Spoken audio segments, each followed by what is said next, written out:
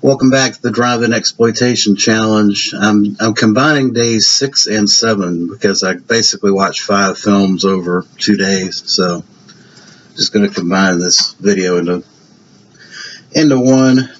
So I got back into this Roger Corman 4-film set and watched Grotesque, which I'd never seen before. This is a 1988 film starring Linda Blair.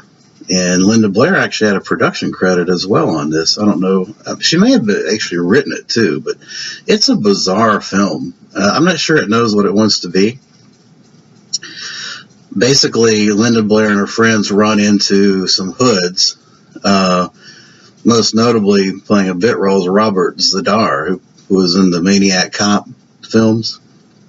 But she runs into these mullet-looking, goofy 80s gang thugs, and they follow her home, and it turns into like an early home invasion film with a number of plot twists, including a disfigured family members that kind of seek revenge on the guys that broke into the house.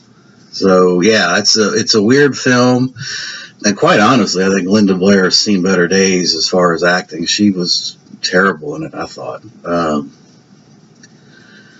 mean, it really did. It makes you wonder. Sometimes some of the films she's done, she's really hit and miss. She really was a miss on this one, I think, from an acting perspective. But it's not a bad film. I mean, I would give it a 6 out of 10. It's strange. It starts out as a home invasion, and then it gets kind of into almost like it wants to be a backwoods slasher film. So it's combining two things there, and it didn't do it very effectively. But all right, so there we go. That's Grotesque.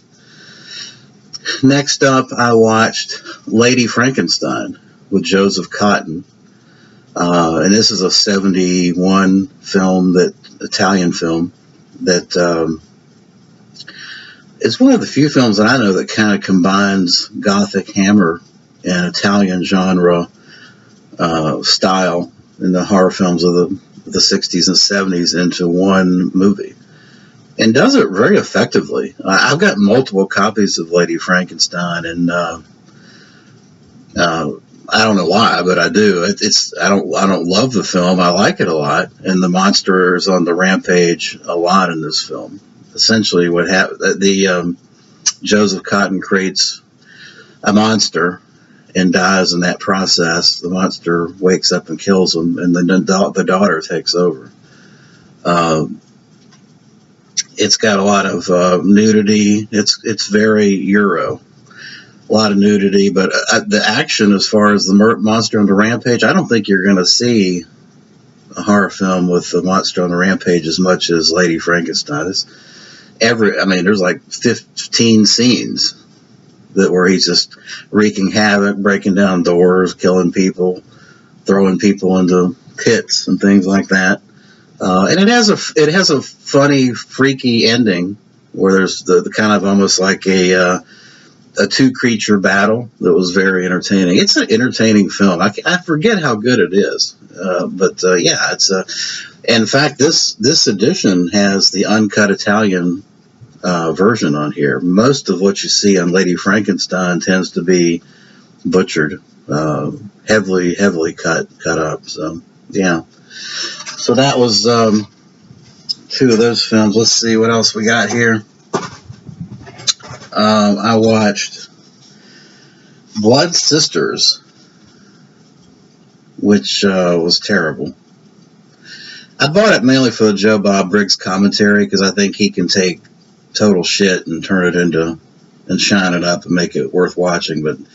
But I watched the film first before I watched the commentary. I haven't got to the commentary yet, but the film was a slog to get through. It's basically some young teenagers or young 20-something girls on a dare, almost like the Initiation movie.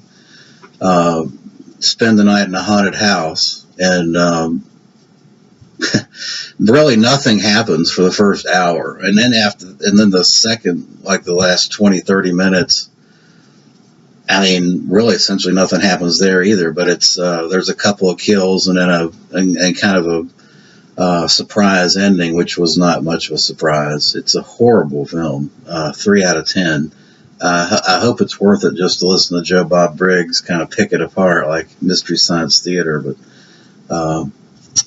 the person that directed it, Finley, it's a lady that did it. She and her husband got into all this, made a living doing like softcore porn films and really, really bad movies, which is one of this obviously qualifies. But I think she went on to do some production and things like that. But man, from a director's standpoint, this was a slog to get through. Shriek Show. It's a Shriek Show DVD. If anybody's interested, I'm sure it's going to be worth the price of admission once I get to the Joe Bob Briggs commentary. And then the proceedings improved considerably with I broke open the Umbrella Entertainment release for The Man from Hong Kong.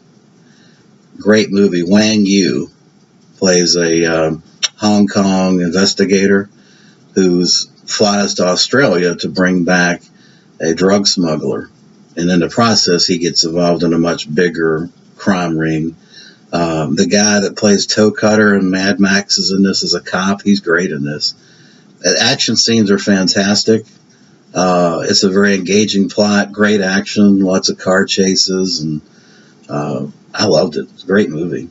Brian Trenchard Smith did this film, directed it, and of course he went on to do a number of things. He's a very good director. At least I think he is in this film. This was great. This Umbrella release, by the way, is just loaded with shit. It's like got 5 additional films and the extras. It's one disc, but I mean it's 6 movies.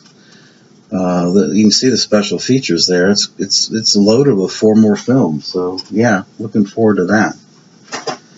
And then finally, I'm kind of doing these in the order I watched them. So I went back and finished up the cult classics with The Velvet Vampire, 1971.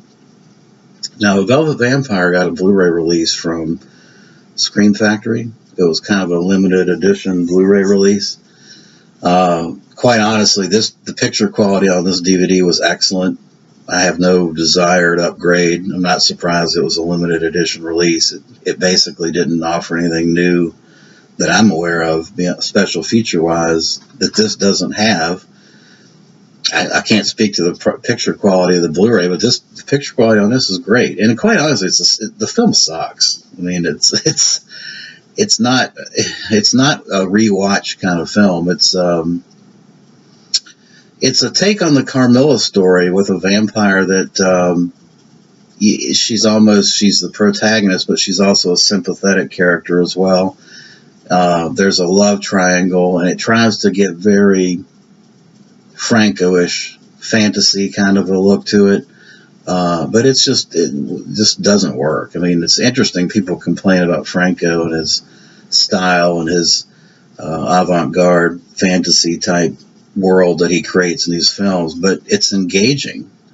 If you want to see an example of someone that tries to do the same thing or similar to Franco where it's just horribly dull, watch The Velvet Vampire.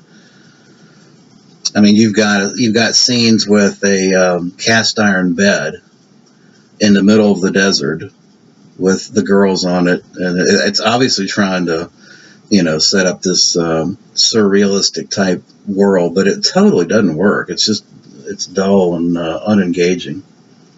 So I can't recommend it. It's kind of a one-watch deal. That will do it for day 6 and 7 combined, and hope you enjoyed it. I'll be back. I'm going to do a separate video for day 8, and I appreciate you watching. Thanks.